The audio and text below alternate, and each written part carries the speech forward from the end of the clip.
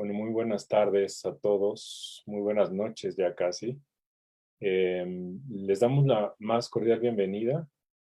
Estamos llevando a cabo un pequeño ejercicio de intercambio de ideas, de diálogo, en el que queremos tratar el tema de la consulta popular o la llamada consulta popular, en este caso mejor conocida como la consulta popular para enjuiciar a los expresidentes, de manera coloquial así se ha denominado, aunque el Instituto Nacional Electoral la ha denominado como consulta eh, 2021, consulta popular 2021, y se refiere a un cuestionamiento que, bueno, más adelante vamos a abordar, pero que en resumen trata acerca de cuestión de si se debe o no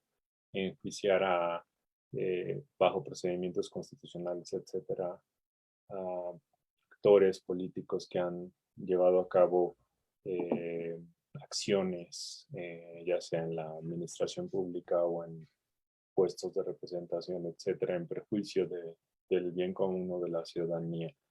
Eso es, digamos, de alguna manera un poco el resumen de esta pregunta, que la verdad es que no es tan clara de alguna manera tampoco, ¿no? Entonces tenemos que, que ser un tanto críticos respecto a ello y respecto a otros asuntos, pero para empezar el diálogo, en esta ocasión me acompañan miembros del seminario, porque este ejercicio que estamos llevando a cabo lo estamos llevando a partir de un conjunto de trabajos o de actividades en el marco de un proyecto PAPIT, que es un proyecto, para los que no tienen el contexto, un proyecto de investigación dentro de la Universidad Nacional Autónoma de México, y que pues puede abordar, o estos proyectos tienen una diversidad de temas de acuerdo a los intereses y a la actividad de cada uno de los académicos. En este caso, el proyecto que estamos llevando a cabo se llama, es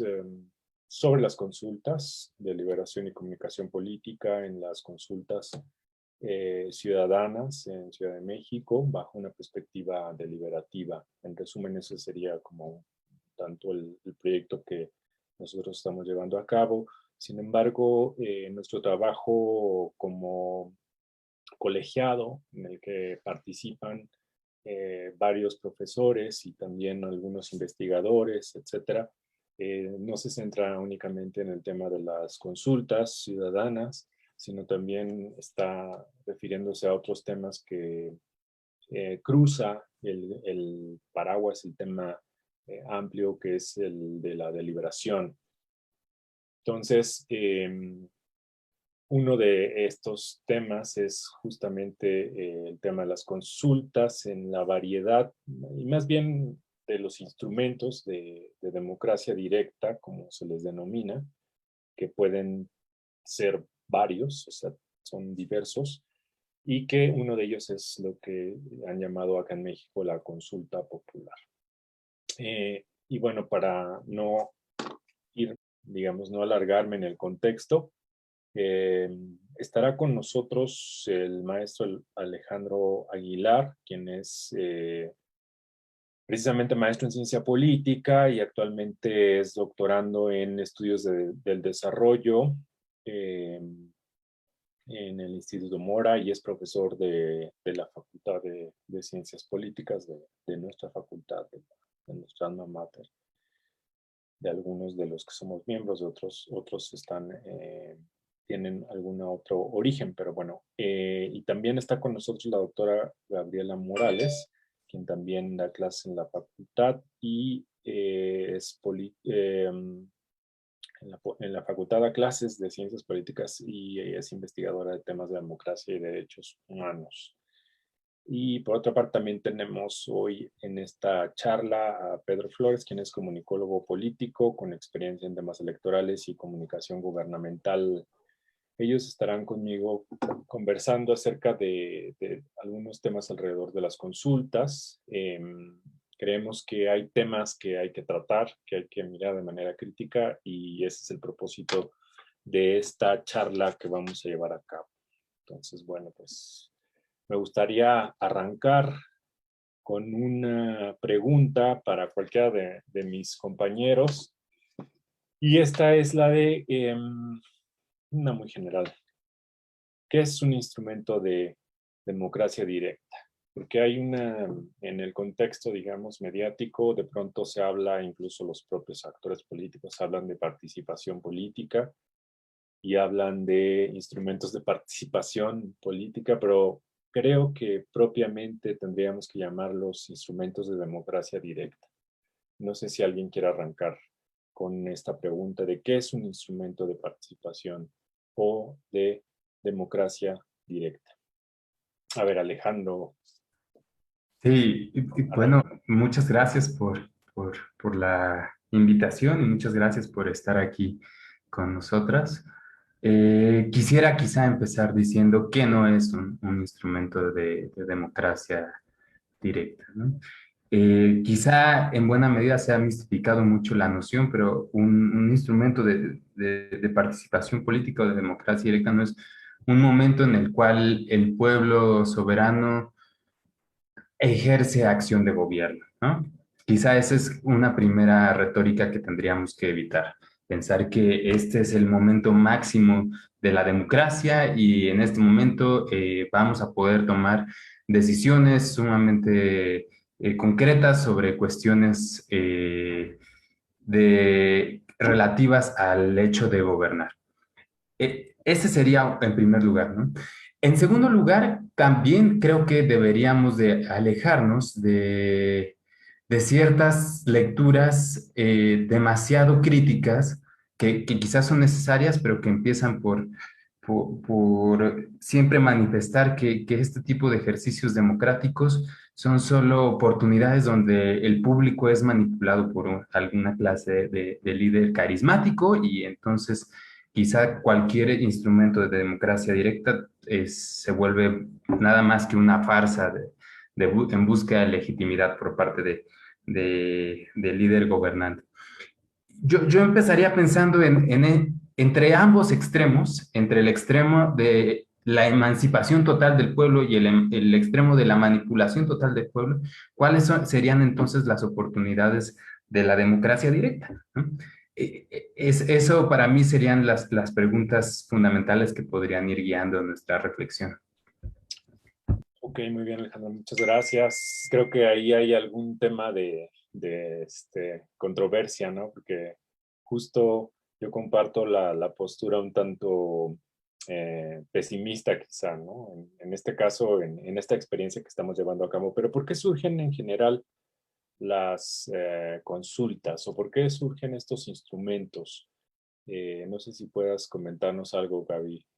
Claro que sí, con mucho gusto. También un poquito más sobre la democracia directa, decirles también que existen varios mecanismos de democracia directa, como son la consulta popular, como es este caso, la consulta ciudadana y el referéndum, entre otras, y donde, como decía Alejandro, por supuesto, lo que se pretende es que se tomen decisiones sin la intermediación de los representantes. Entonces, en este espectro que también propone el maestro Aguilar, es importante considerar que esta consulta, para que no estemos en la manipulación o en esta aspiración que no va a suceder de que vamos a poder ejercer el gobierno directamente, sirve para el ejercicio de gobernanza, donde se involucran en los actos de gobierno a otros actores que no son gubernamentales, sino a distintos grupos no gubernamentales.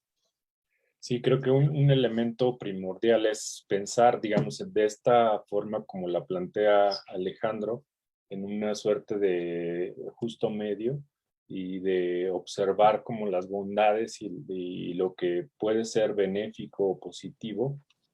Justo es esto, ¿no? Es decir, la posibilidad de que los ciudadanos y no el pueblo, ¿no? En cuanto a la nominación, porque creo que tendríamos que hablar de ciudadanos más bien.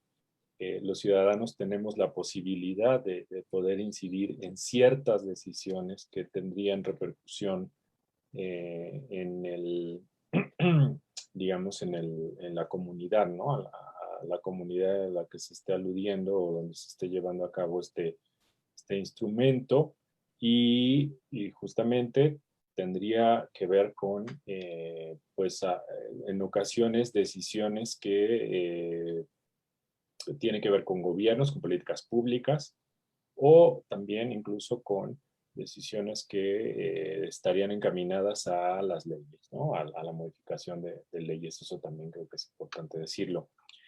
En México, ¿qué ha ocurrido? No sé si Pedro nos pueda comentar algo. ¿Cuál ha sido este recorrido que hemos visto en México?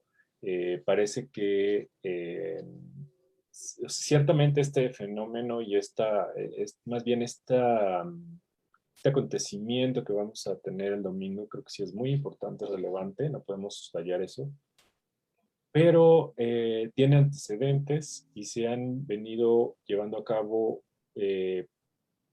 ejercicios, si le podemos llamar así ejercicios, en algunos casos bastante dudosos, otros pues no malos, desde hace varios años. Entonces, Pedro, no sé si nos puedas platicar algo al respecto. Sí, buenas noches a todos, colegas.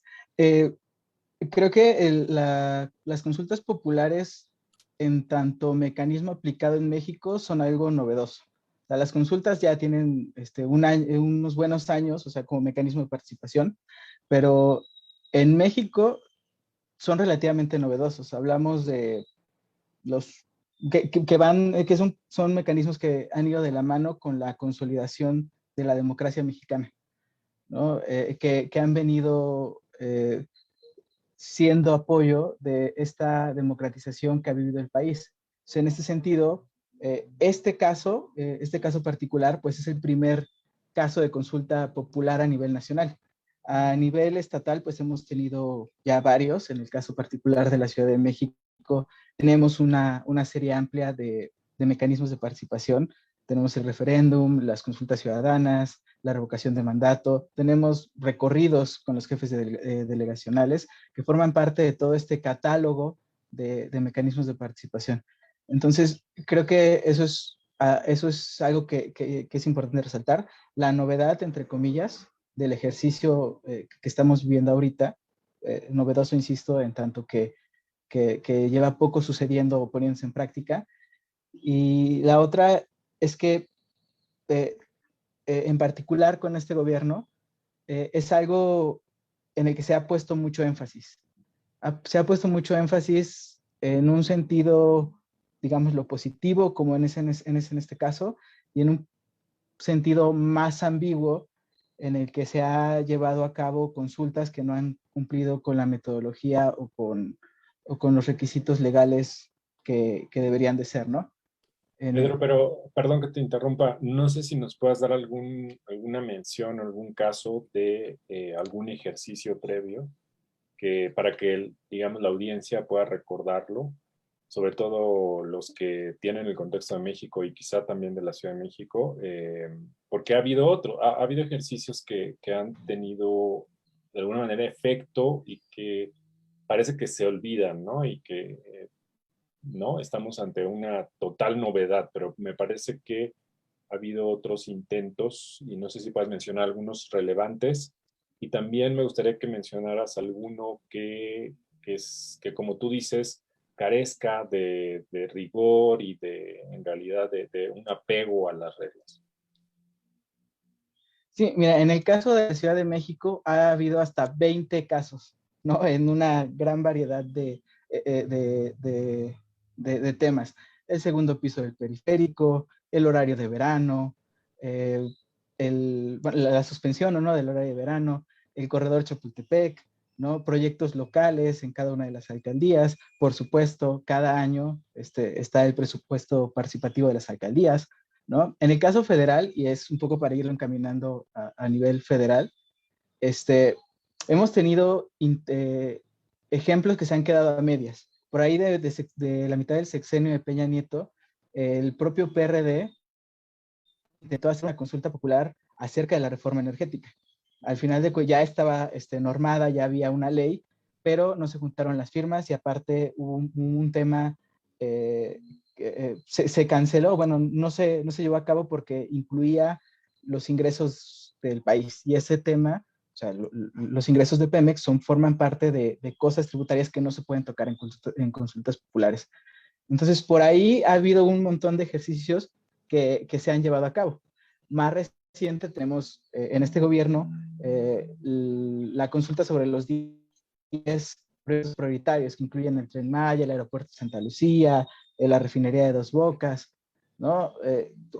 Eso a principios del sexenio. Posteriormente tenemos la planta de Constellation Brands, una termoeléctrica en el estado de Morelos. Entonces, hay una serie extensa de mecanismos de participación. No obstante, esta es la única que ha cumplido como con todos los requisitos y por eso es muy importante tenerlo en cuenta. Me surge una pregunta ante esto, no sé si Gabriela o Alejandro puedan orientar.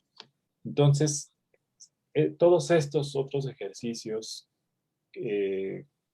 ¿cuál ha sido su efecto? ¿Han sido realmente relevantes? ¿O qué han sido, ¿no? Respecto a esto que comentaba Pedro, de que el que vamos a tener el domingo es el que cumple con todas las reglas o requisitos. Entonces, los demás, ¿qué ocurría ahí? Yo quisiera aportar el siguiente comentario sobre eso. Yo creo que esta consulta popular que se va a llevar a cabo el próximo domingo 1 de agosto tiene mucho más institucionalización que los ejercicios previos de los proyectos como los que comentaba Pedro hace un momento. Dos Bocas, el aeropuerto internacional, entre otros, donde se abrió una consulta que no tuvo manera de sistematizar los resultados de la misma. También tenemos ahora un marco normativo vigente actualizado que ya le estaría dotando de una vinculatoriedad a esta consulta. Esto sería muy importante tomarlo en cuenta y es en ese sentido que también me quisiera colocar aquí el tema de las instituciones públicas y la importancia de los organismos autónomos per se, pero también actuando en colaboración con el Poder Ejecutivo y por supuesto el Legislativo siempre para desahogar las necesidades de la sociedad, identificando problemáticas sociales, demandas sociales, pero para determinar prioridades que las puedan resolver. Perdón, ahí me parece que hay un tema como paralelo, ¿no? Que es el de, bueno, tú decías esta parte como lo institucional, ¿no? Me parece que este ejercicio tiene mucho que ver con esta ya un tanto solidez institucional que, que da como cauce a este ejercicio.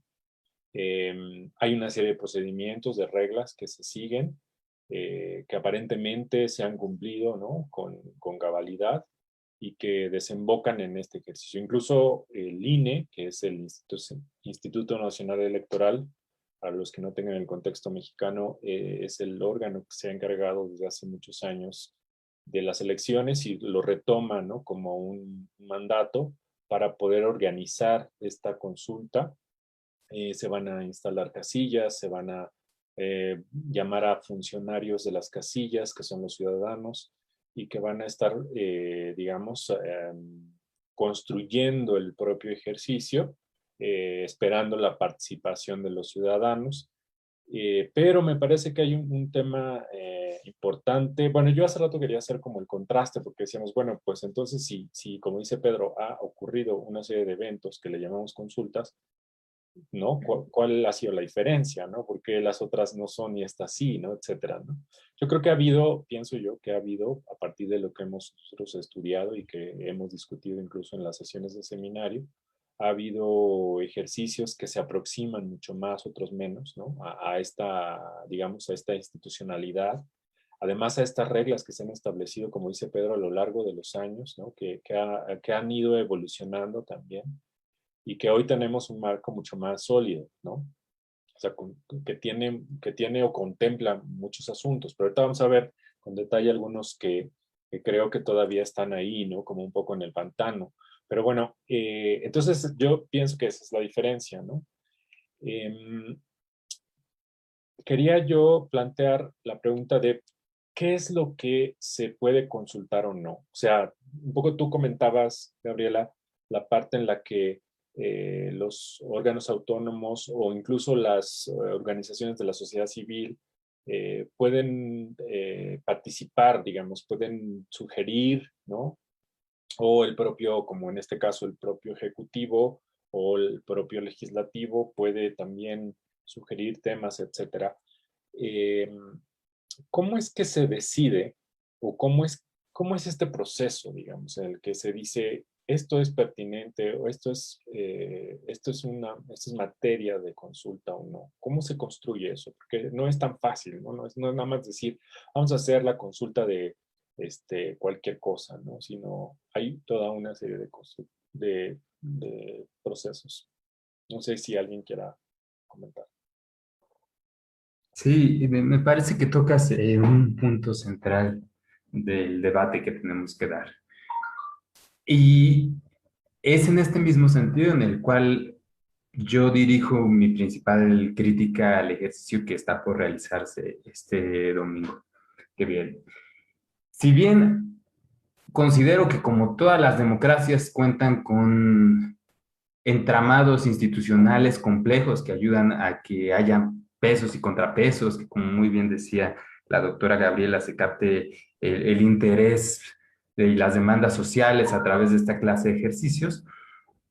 Creo que algo de lo que adolece esta consulta en particular no es o no será principalmente la organización, que podrá ser algo que podríamos discutir, quizás serán los tiempos, otro tema de discusión, sin duda la ausencia de un diálogo público informado a la vista de una racionalidad comunicativa, pero lo que a mí me parece más preocupante es la falta de relevancia pública del tema que se va a discutir en esta ocasión. Y por dos razones fundamentales. En primer lugar, porque a mi entender el tema que se va a tratar es totalmente independiente del proceso judicial que pueda o no ligarse a ciertos actores.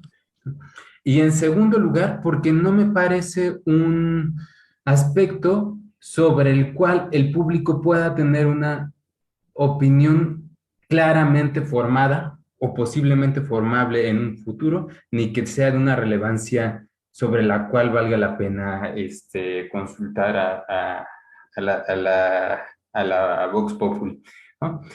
Yo creo que es parte de la labor de quizá el área de académicos, docentes e investigadores, líderes de opinión, el tratar de clarificar y filtrar el amplio espectro de temas para tratar de discernir, para lograr discernir cuáles podrían ser de relevancia pública, ¿no? A mí me gustaría que más bien hubiera una consulta con un proceso previo de diálogo amplio en el cual discutiéramos si va a haber una reforma fiscal y cómo, si queremos seguir subsidiando a Pemex, ¿no? Este, si cosas de ese calibre, grandes decisiones y no cuestiones ni procedimentales ni de implementación de políticas públicas concretas que quizá escapan del discernimiento del público, de la La opinión pública. impartición de justicia, ¿no? Como en este caso pareciera, ¿no? O sea, Otra, justo otra cuestión que yo dejaría fuera, ¿no? Entonces, es un proceso bien complicado cómo los líderes de opinión y las comunidades expertas, la academia, los líderes políticos pueden filtrar y decantar los temas de relevancia pública para decidir cuáles serían pertinentes de que decidiéramos como comunidad política, como sociedad que somos. pero a ver, no sé, Gaby, si, o Pedro, ¿cómo? Entonces parece que hay como una balanza, más bien no hay equidad, no hay como cierta posibilidad entonces de que estos temas se lleven a debate y a consulta posterior qué pesa más o de quién pesa más la iniciativa, ¿no? Parece que hay como una debilidad, digamos, de alguna manera, en la que no se va a poder llevar a cabo ciertas consultas o no, o ciertos ciudadanos o ciertos grupos no van a poder llevarla a cabo. Digamos, puede ser esta una especie como de sensación, digamos, pero es realmente, o sí, ya la ley, lo que rige nuestras leyes nos dan posibilidad, ¿no? Creo que uno debe de juntar firmas, etcétera. No sé si alguien nos puede hablar de eso. Sí, creo que yo me regreso un poco al mecanismo en sí.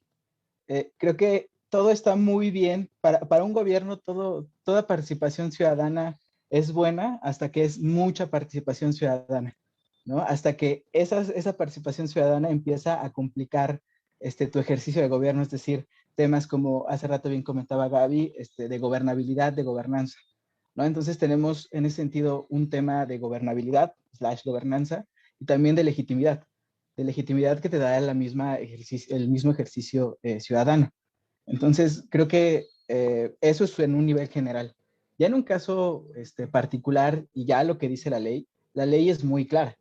O sea, tiene limitantes en la ley de consulta popular, y aquí los tengo, decir que son los derechos humanos. Lo que no se puede consultar, o sea, lo que queda fuera es los derechos humanos, el régimen político, si somos una república, si somos una monarquía parlamentaria, cómo nos gobernamos en general, la permanencia en el cargo de servidores públicos de elección popular, el régimen electoral, el sistema financiero, los ingresos, los gastos y el presupuesto de egresos de la federación. Este es un caso muy particular y que es novedoso. Las obras de infraestructura en ejecución es una reforma nueva de finales del año pasado. Es decir, que probablemente, no sé, más bien que con esta ley no se pueda someter a consulta el nuevo aeropuerto o la refinería de Dos Bocas, pero eso es otro tema. Sí, parecen como También no se puede, tratados hechos a modo, ¿no? a modo, bueno, este es de esta legislatura, atrás hay muchos más, pero me refiero que es un asunto en el que pesa la gobernabilidad, la capacidad de un gobierno para llevar a cabo su proyecto de administración y un asunto de legitimidad, ¿no? Además, ya solamente para cerrar, las obras de infraestructura, la seguridad nacional y la organización de las Fuerzas Armadas Permanentes. Esto sería lo que dice la ley. De ahí en fuera podemos discutir muy bien la pertinencia de los asuntos, cómo los vamos a plantear la pregunta, puede venir del Ejecutivo, del Legislativo, del 2% de los ciudadanos, pero eso es un tema aparte.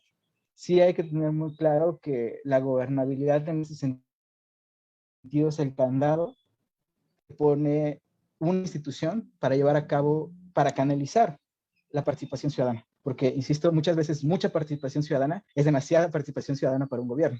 Entonces, es una especie de candado y un poco de una trampa.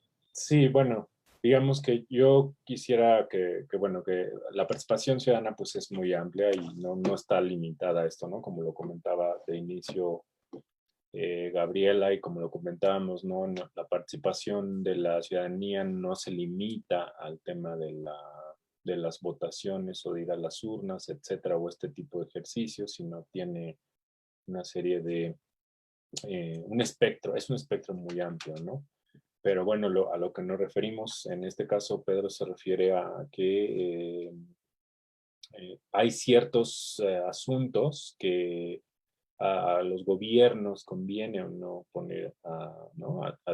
Digamos, no solo a discusión y a consulta, ¿no? Que eso es lo que también decía Alex hace un momento. Eh, hay, hay que ver esto de manera amplia porque para poder proponer un tema que no sea de los que acaba de mencionar Pedro, que están en la legislación como restrictivos, eh, y llevarlo a ese proceso para poder o que tenga la posibilidad de llevarse a consulta, creemos nosotros que debe de haber una discusión, ¿no? Y que creo que esto hace pensar que la consulta no solamente es el llamar a la urna, ¿no?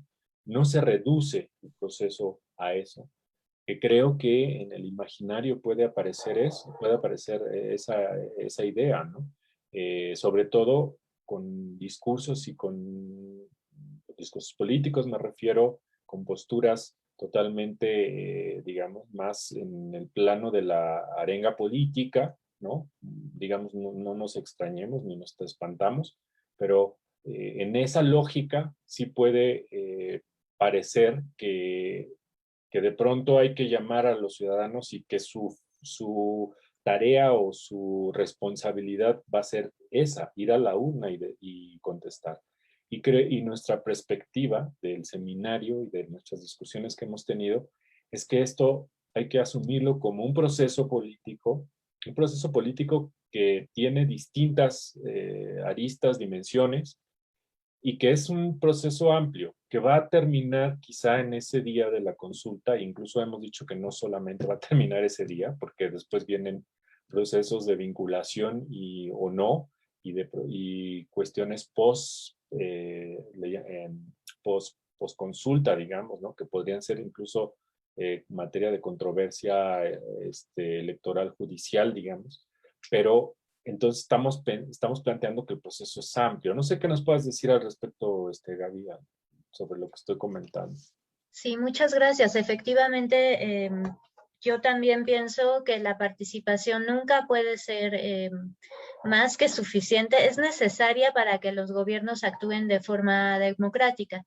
Lo que pasa también creo, y esto coordinándolo un poco con el comentario de Pedro, me gustaría aportar, es que necesitan tener mecanismos que gestionen la opinión de los ciudadanos y las ciudadanías para ver cómo dan desahogo a esas opiniones. Si no, pues sí quedan sobresaturados y eventualmente puede ponerse en un dilema, solamente un dilema, la gobernabilidad, pero la gobernanza actualmente es relevante para un sistema democrático como el mexicano. Por otra parte, también me gustaría comentar que la participación en este tipo de consultas, la primera nacional, se ha dicho, ya con este mecanismo institucional, estamos tomando parte del presupuesto del INE de 26.820 millones de pesos para poder dar salida a esto, y también hubo participación, como ustedes saben, de la Suprema Corte de Justicia de la Nación. Es un mecanismo de pesos y contrapesos muy interesante del que tenemos que sacar provecho. No me gustaría cerrar este seminario, esta sesión que estamos teniendo, sin poner a consideración del auditorio y del panel la pregunta. Creo que hay una de las cosas que se tienen que discutir para precisamente un eventual perfeccionamiento de esto, ubicándolo en términos de la relevancia, está en el tipo de pregunta que se puso a consulta, que es esta, si me permite.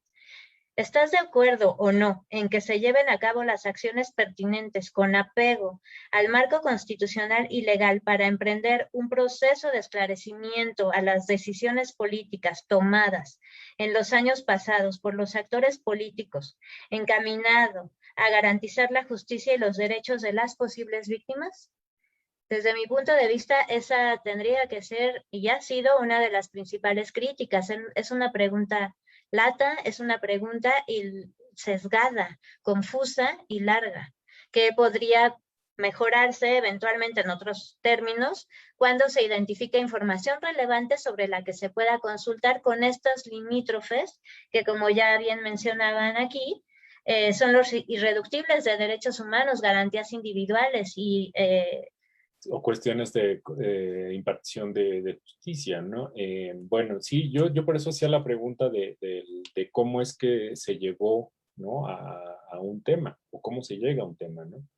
Es decir, que tiene que ver con lo que dices, justamente, y qué bueno que citaste la pregunta, ¿no? Que nos, en materia de lo que nos reúne hoy, justo esta pregunta tan ambigua, tan oscura, va a ser a lo que estamos llamados, ¿no? El próximo domingo, ¿no?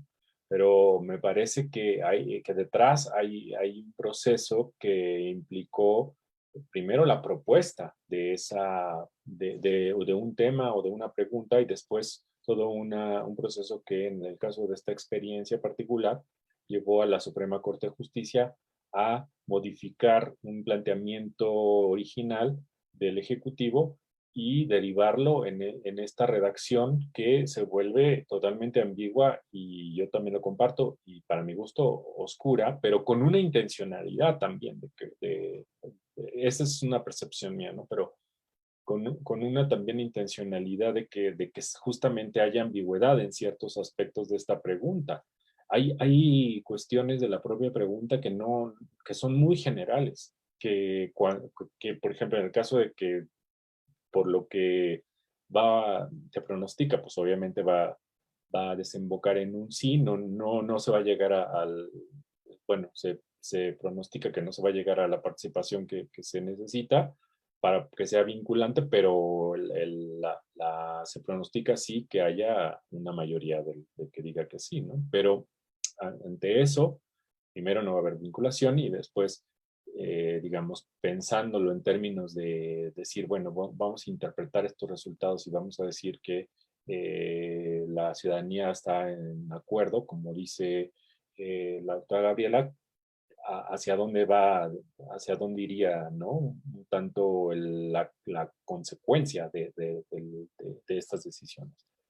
Sí, adelante, Alex. Me parece que estamos tocando un punto nodal también, o quizá todo me parece sumamente relevante en esta discusión, pero es, como decía la doctora Gabriela, el valor de la institucionalización de ciertos procesos políticos, ¿no? Y en efecto, no solo se trata del INE, de contar con un instituto descentralizado que pueda gestionar de forma confiable este tipo de procedimientos, sino el hecho de la interferencia de la Suprema Corte de Justicia enmendando la pregunta. Y esto me parece pero algo no sé que... si, perdón, Alex, que te Sí. interrumpa, no te vas a desconcentrar mucho, nada más para que el auditorio que no está en el contexto mexicano o que a lo mejor no se informa mucho, no sé si nos puedas relatar rapidísimo el contexto, es decir, quién propuso la consulta y cómo es que se deriva en esta pregunta y la intervención de la Suprema Corte. Claro, de forma muy breve, en un principio la pregunta, la consulta fue propuesta por el Ejecutivo Federal, el presidente de la República, y tenía una redacción muy particular, en la cual se nombraban a 4 expresidentes, si hago bien mis cuentas, o quizás 5 expresidentes, de forma directa, y se invitaba a decidir si era pertinente iniciar un juicio político para revisar su actuar en el pasado.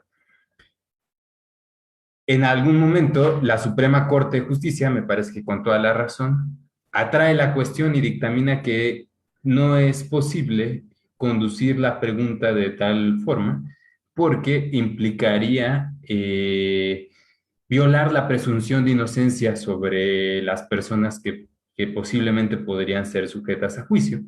Y entonces se pasa de una pregunta donde claramente se enuncia que ciertos expresidentes van a ser enjuiciados a una pregunta mucho más general y quizá mucho más ambigua y mucho más difícil de clarificar en su contenido, pero a fin de cuentas correcta, de no vamos a establecer nombres concretos, sino solo vamos a consultar acerca de revisar las decisiones de actores políticos del pasado y someterlos a procesos si eso se considera pertinente. Yo quiero destacar 2 puntos sobre esto, ¿no? En primer lugar, habla muy bien de la salud del sistema político mexicano, el hecho de que un intento muy claro de uso faccioso de las prerrogativas presidenciales por parte del presidente, y faccioso en el sentido en el que el presidente adopta una posición partisana y busca afectar política y por consecuencia podemos prever también electoralmente a grupos opositores utilizando sus prerrogativas, es desmontado por la Suprema Corte de Justicia, ¿no? Si de esto se deriva que la pregunta se volvió incomprensible, como muchos se quejan, yo lo veo como un mal menor, ¿no?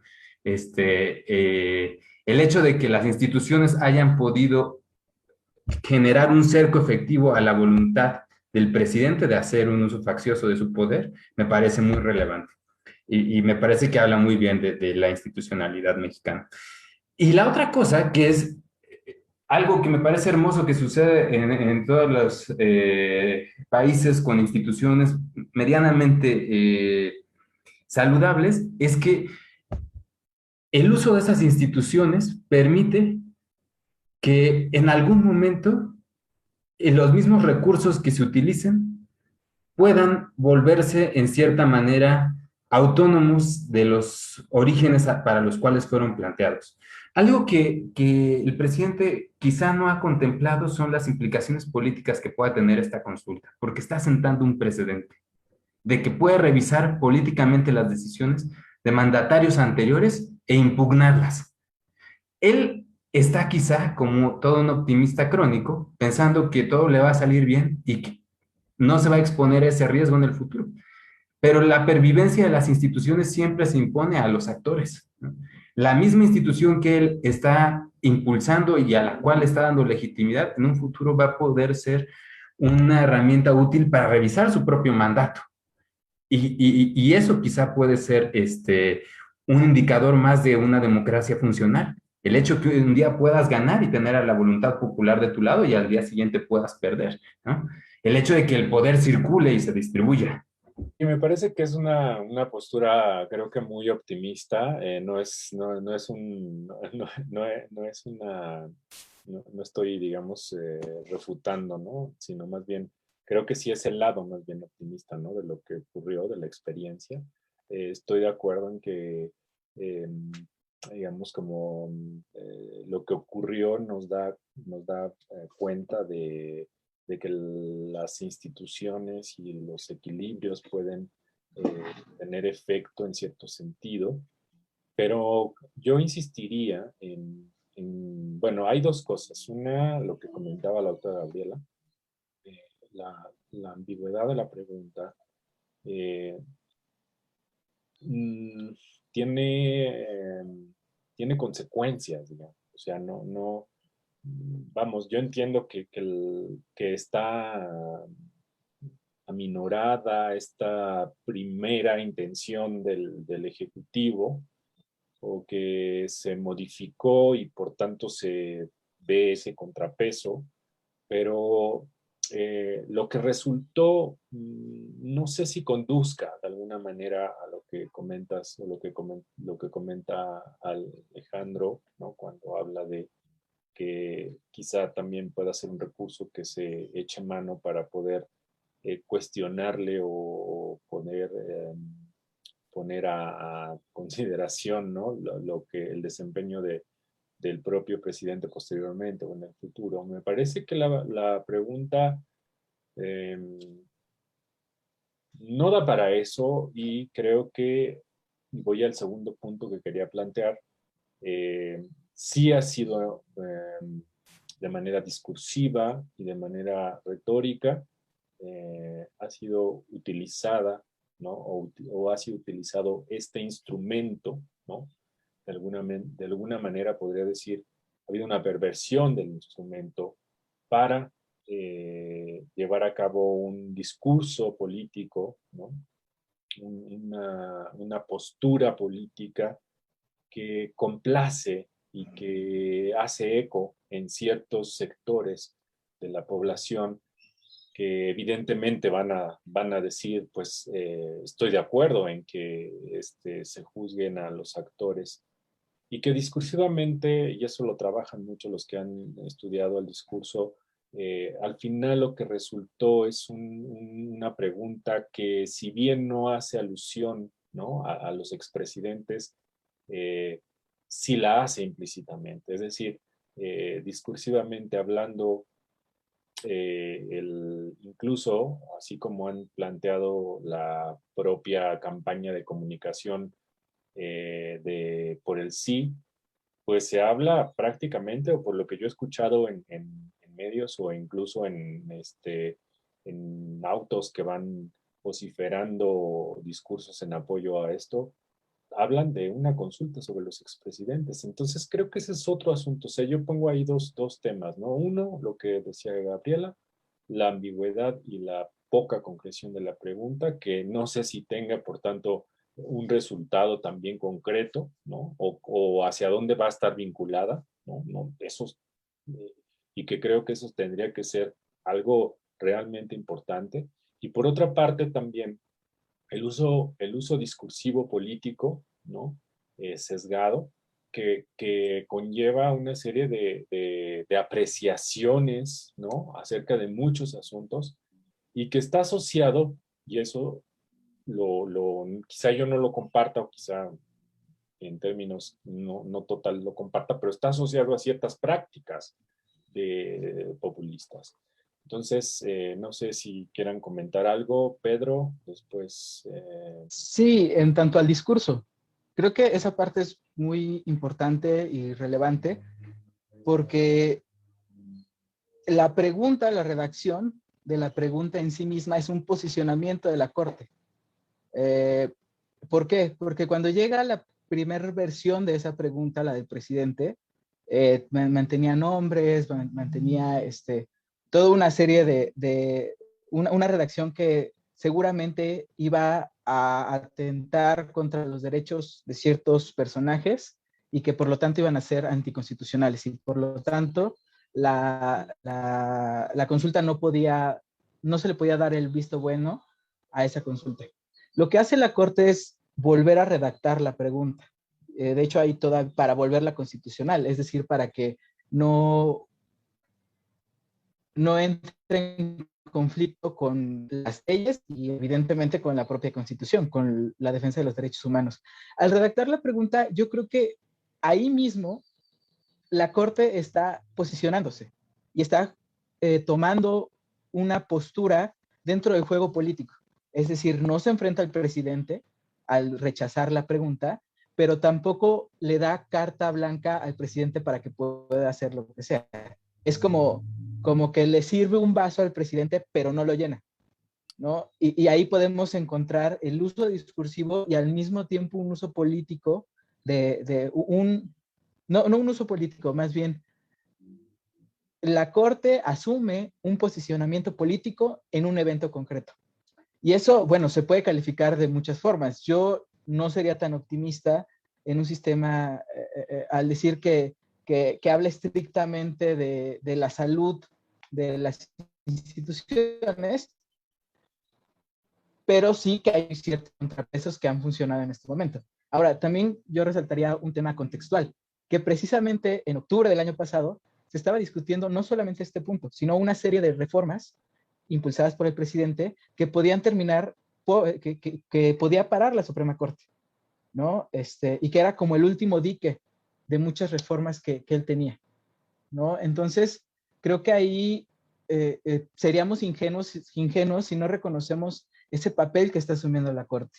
Para bien o para mal, lo podemos clasificar de muchas formas, pero la Corte se está posicionando, ¿no? Y está jugando un papel político, ¿no? Incluso hay posturas que podrían decir, ¿no? O sea, le llega la pregunta y la Corte tendría que decir es inconstitucional, ¿no? Y se acabó. Pero corrigió y como dices, se trasluce esta postura de alguna manera, ¿no? También es un poco de una hipótesis, pero puede ser, ¿no? Y la parte discursiva, sí, pues es evidente, ¿no? O sea, no hay, sí, hay cómo negarla. Hemos estado escuchando sobre la consulta y sobre esto durante meses, ¿no? No sé si tengas que decir algo, Alejandro, y después... Sí, solo aclarar que, como muy bien dice Pedro, en este caso concreto, yo veo una persistencia de las instituciones por sobre la voluntad de un individuo, por más que ese individuo sea el presidente, y eso me parece un muy buen indicio. Me parece también un buen indicio el hecho de que la misma consulta haya sido planteada en términos quizá tan abstractos. Yo rescato el argumento, y quizá esto sea un poco polémico, el argumento del ministro Saldívar de la Corte para justificar la consulta, ¿no? Él realizaba una defensa un poco particular. Él hablaba de la necesidad o el recurso de comisiones de la verdad. A mí me pareció sumamente interesante si la consulta de verdad pudiera trascender a una suerte de comisión de la verdad. Evidentemente eso es algo que no va simplemente en la pregunta, ¿no? O que no se desprende necesariamente de la pregunta, pero que si llega a tener tal profundidad, podría probar quizá como decimos en México, nos la haría buena, ¿no? Le daría un cierto sentido a una consulta que de otra forma parecería más que nada un acto propagandístico del presidente llevado hasta sus últimas consecuencias. Quizá es una de esos asuntos y una de esas consideraciones que no vamos a poder observar hasta que se haya desenvuelto por completo el proceso político y podamos más o menos tener una cierta visibilidad de cuáles fueron sus consecuencias.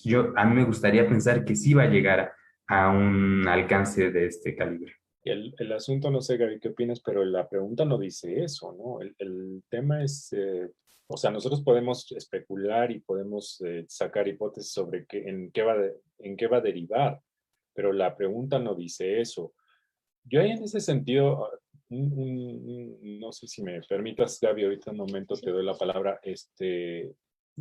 pensar en otras experiencias, tendríamos que hacerlo, ¿no? Es decir, nosotros en términos académicos habría que buscar cómo se lleva a cabo esto, por ejemplo, en Estados Unidos, que tiene muchísima tradición, o en Suiza, que tiene una amplia tradición en instrumentos de democracia directa y que quizá también hayan tenido todos estos problemas, ¿no? Al principio quizá lo sigan teniendo, no lo sabemos, o qué ocurre en estos casos cuando se plantean estas preguntas tan ambiguas, o si es que se ha llegado a dar el caso, ¿no? ¿Cómo ha sido? Pero bueno, no sé qué opinas, Gabriela, de lo que hemos estado contando.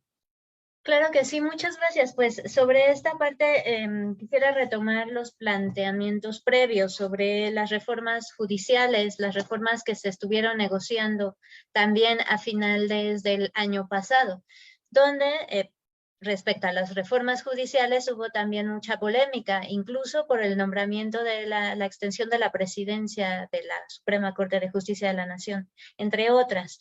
Pero además de eso, me gustaría enfatizar en esto, bueno, siempre va a haber necesariamente negociación política y diálogo deliberativo entre las distintas instituciones públicas, que es muy valioso siempre.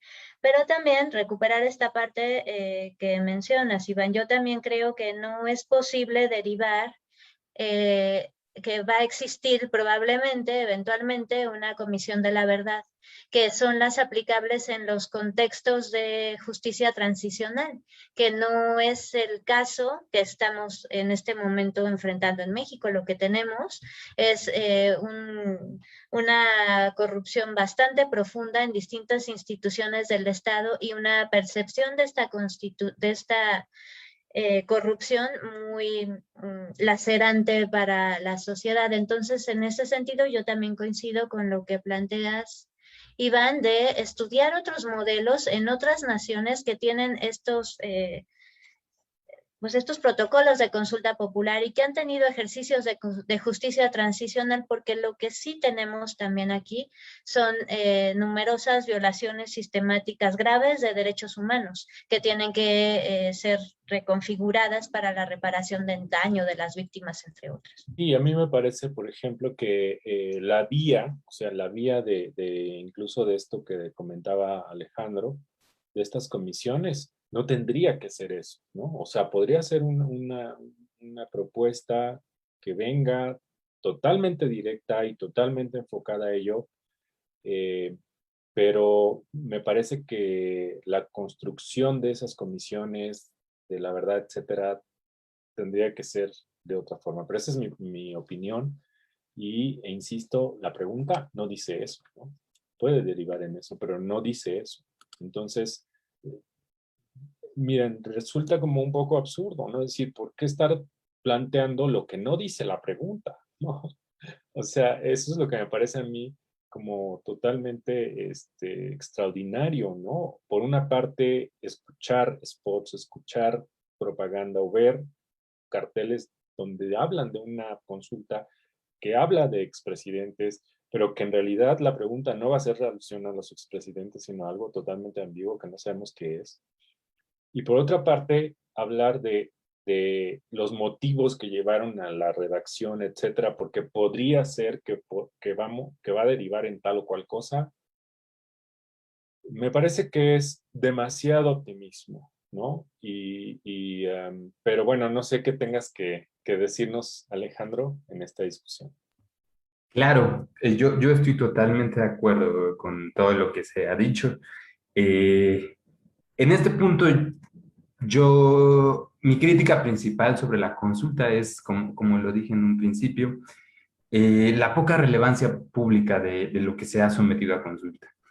En un segundo momento, quise ponerme un poco soñador y ver el vaso medio lleno, o quizá muy lleno, ¿no? Y yo, tratando de verle lo positivo a esto, en lo cual ya a fin de cuentas estamos embarcados, destacaría esas dos cosas, ¿no?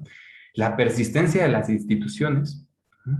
El hecho de que hayan logrado moderar la voluntad del presidente y de que quizá hayan al menos logrado que se institucionalice un ejercicio de democracia directa en el cual quizá en un futuro se pueda hacer mejor uso, ¿no? Eso sería mi primera velita encendida para la consulta. Y una segunda velita encendida sería esto, ¿no?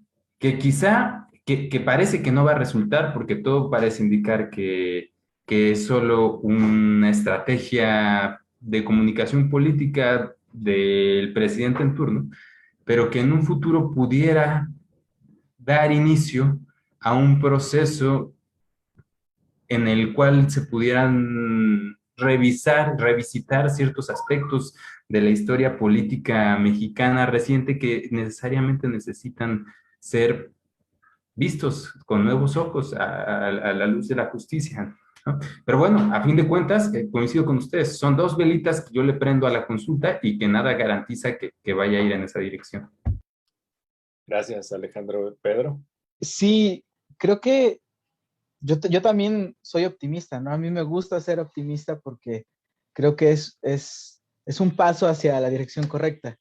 Y a mí también me encantaría que eso fuera encaminado a una especie de justicia transicional, comisiones de la verdad, pero evidentemente eso no dice la consulta. Ojalá, y si lo empujamos hacia allá, no, como sociedad civil, que lo veo difícil en ese momento, pero si se va para allá, eso sería lo mejor que podríamos esperar de la consulta, ¿no? Sin caer en el optimismo, lo que yo sí podría rescatar es el mecanismo en sí. El mecanismo en sí es neutro. En el siguiente sexenio vendrá otro presidente y 12 años después vendrá otro presidente, en 24 años vendrá otro presidente, pero el mecanismo va a estar ahí. Entonces creo que eso es lo que vale la pena ser optimista en este mecanismo, en el canal que hay que cuidar, que hay que de alguna manera arropar y respaldar, porque es un mecanismo que se queda y que puede ser usado no solamente por el presidente, también puede ser usado por las cámaras, también puede ser usado por el 2% de nosotros juntando firmas. Entonces creo que mi optimismo está ahí, el optimismo en ese mecanismo, como en los otros, como en el voto, como en los consejos ciudadanos, en las organizaciones de la sociedad civil, que le dotan de contenido, que dotan de contenido sustancial o mayor contenido sustancial a la democracia, ¿no?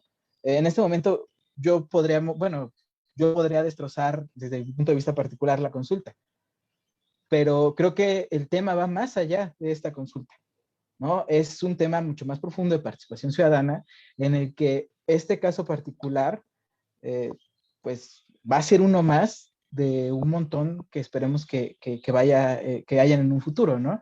En el que cada vez los ciudadanos estén más involucrados, no solo en este mecanismo, en un montón de mecanismos más, para tomar decisiones que nos involucran a todos.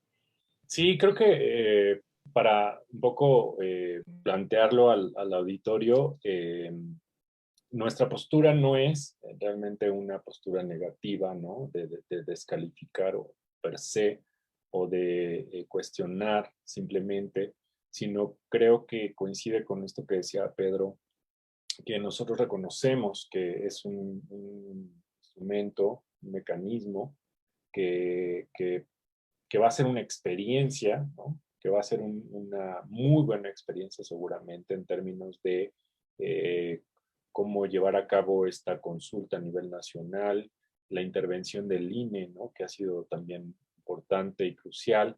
En fin, una serie de asuntos que están alrededor y que va a provocar que futuras experiencias tengan mucho más solidez y que puedan justamente enmendarse una serie de asuntos, ¿no? Yo creo que el caso específico de esta consulta, pues sí tiene muchos cuestionamientos, como ya los hemos mencionado, pero pues nosotros pensamos que las consultas en general y estos mecanismos de participación directa, como le han llamado, tienen que estar arropados. Primero tienen que ser vistos de manera amplia y tienen que estar arropados de cualidades o de ciertas características para que puedan cumplir una función y que puedan ser, que puedan abonar a la calidad democrática, a la propia democracia general de nuestro país. Y un aspecto que con este quiero cerrar y que va a ser también un poco, quizás sea materia de discusión, pero y también creo que podría derivar en otro tema rápido para poder abordar, es el tema de lo deliberativo, que es como un poco lo que el motivo de los seminarios, ¿no? Que hemos tenido. Creemos que debe de haber un ropaje, un acompañamiento, una serie de cualidades, nosotros le llamamos deliberativas, que tienen que acompañar estos procesos o que deberían acompañar estos procesos. Esto lo estamos hablando en términos normativos, evidentemente, pero tenemos razones y tenemos argumentos para poder plantear que esto es necesario para que justamente todo el proceso, ¿no? Y el resultado tenga una mejor salida, ¿no? Y que ahora no estamos hablando de una cuestión ideal, ¿no? Sino ideal en el sentido de algo que simplemente sean el deber ser y que sea como una especie de sueño, ¿no? Que queremos que se haga realidad. No, o sea, nosotros pensamos que hay una serie de procesos que van a estar ocurriendo antes de la consulta, durante la consulta y posterior a la consulta, que tienen que ser reforzados y que tienen que ser matizados o envueltos en con estas cualidades que nos llamamos deliberativas.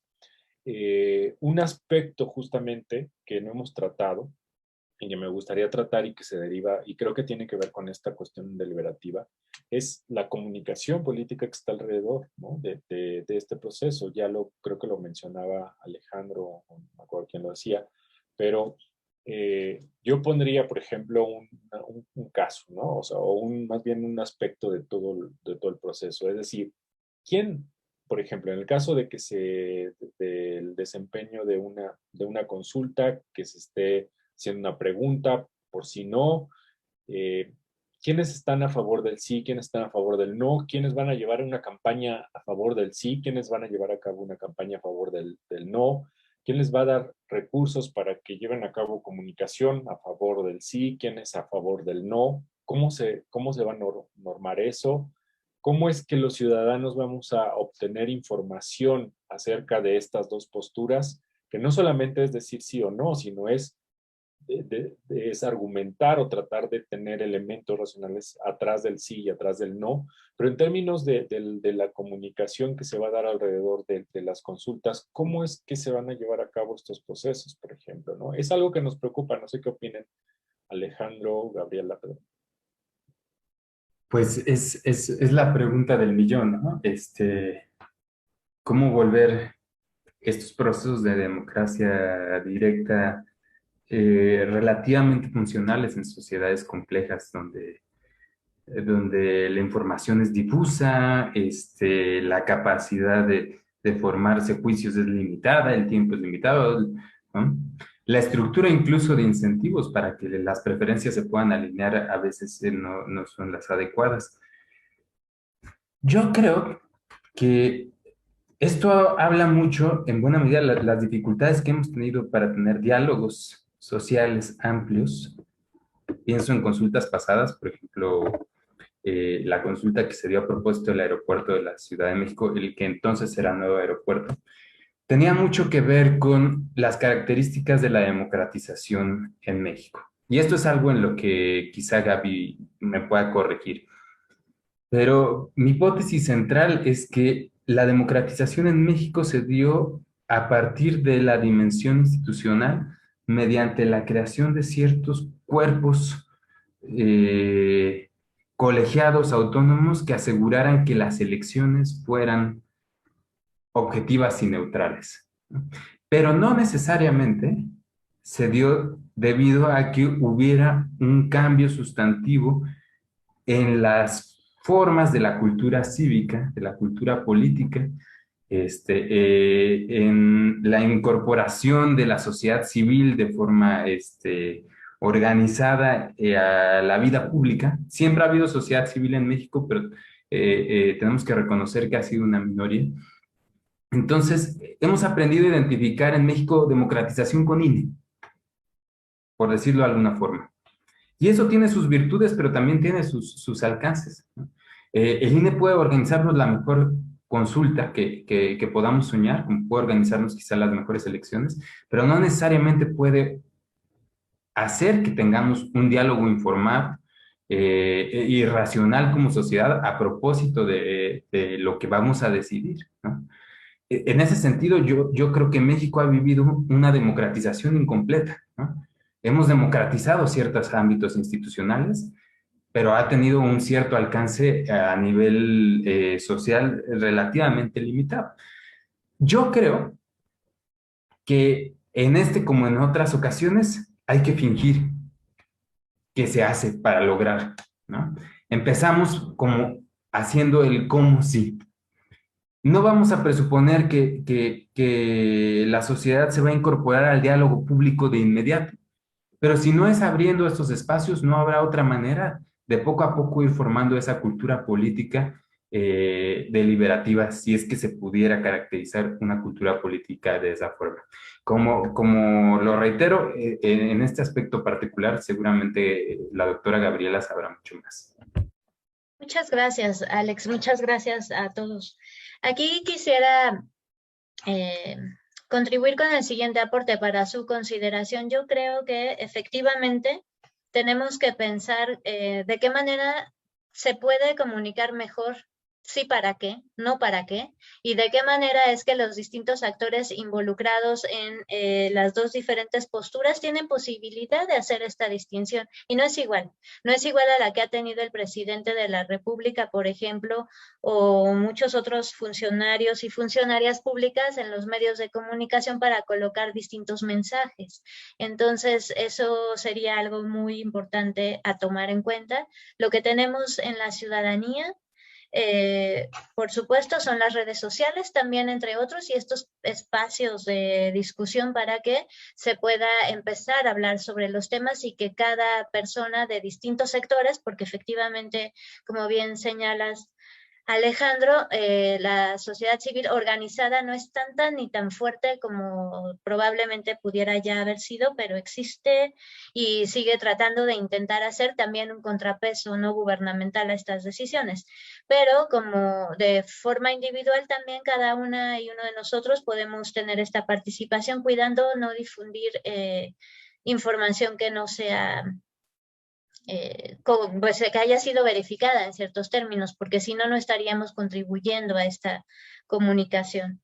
Creo que por ahí tendríamos que estar pensando y gracias, como ya también muy bien se dijo, es que para esta consulta en particular tenemos muy poquito tiempo para poder colocar los nuevos mensajes. Por el primario, desde mi punto de vista, sería participar para que efectivamente se perfeccione lo que está sucediendo y como dice Alejandro, también como si ya lo tuviéramos hecho para ver los mejores resultados. Yo creo que, digamos, en todo caso, una perspectiva positiva no sé si yo la comparta, pero creo que podríamos plantear que el ejercicio va a ser benéfico, que es un paso, un peldaño en algo que posteriormente se va a ir perfeccionando, que va a haber una didáctica democrática también, que los ciudadanos se van a preguntar de qué se trata esto, ¿no? ¿Qué es una consulta?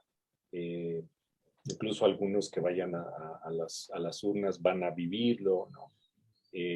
Pero sí creo que hay una responsabilidad de parte de la academia y de parte de los actores políticos para poder eh, llevar a cabo un proceso realmente que tenga una esencia, ¿no? Una esencia que persiga abonar pues sí, a una democracia de calidad.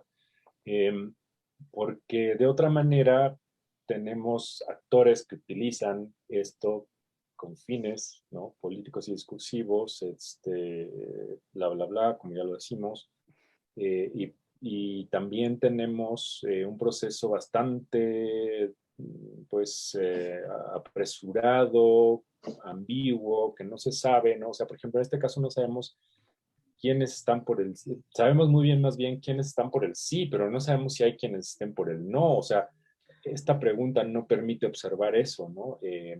Y yo creo que en otras experiencias sí las habrá, y ahí se tendría que regular, ¿no? Todos estos momentos y los actores y las intervenciones, una serie de cosas. Yo creo que sí es un buen inicio en términos de experiencia, que van a tener que plantearse muchas cosas posteriormente y que, bueno, pues seamos en ese sentido optimistas, ¿no? En otro sentido, yo la verdad es que no lo soy, porque me parece que sí tiene que haber una honestidad de parte de los actores y tiene que haber una responsabilidad también, ¿no?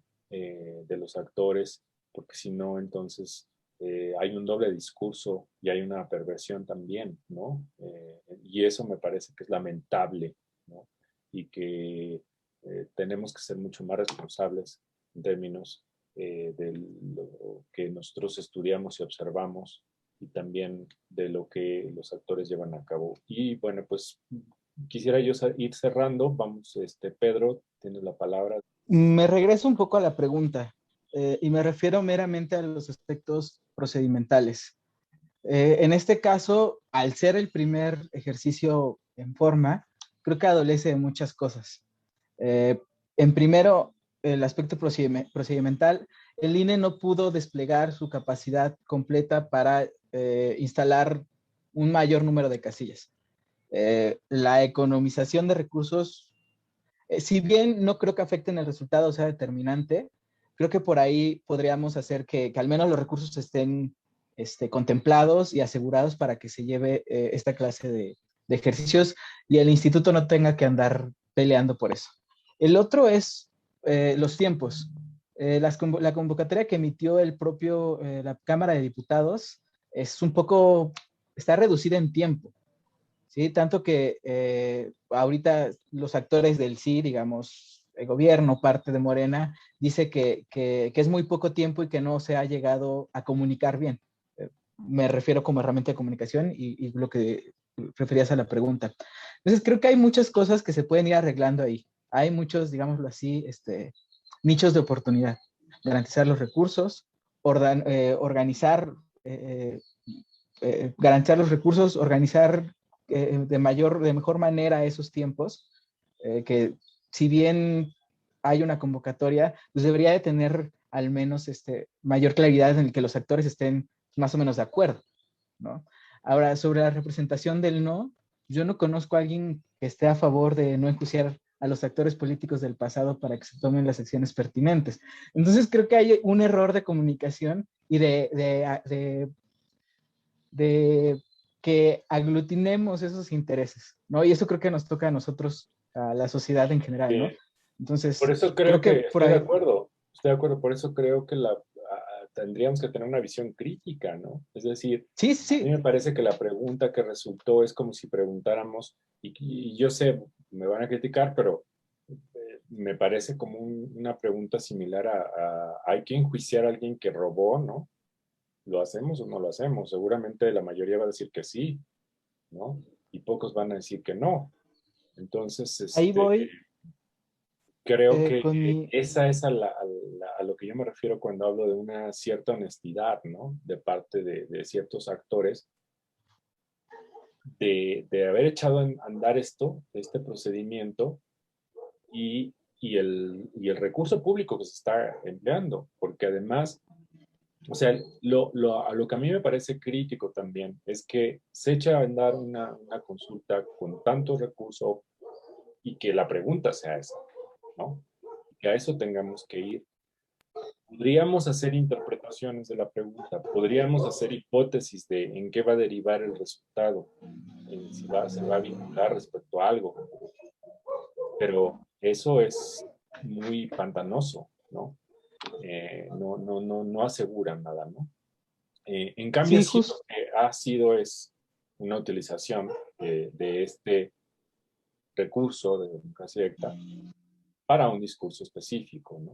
Ahora, el papel del INE me parece importante y me parece que ha sido el adecuado, ¿no? Porque creo que ha tomado su responsabilidad y a partir de los recursos que se tienen o con los que se presupuestaron, pues llevar a cabo el proceso. Creo que un último comentario,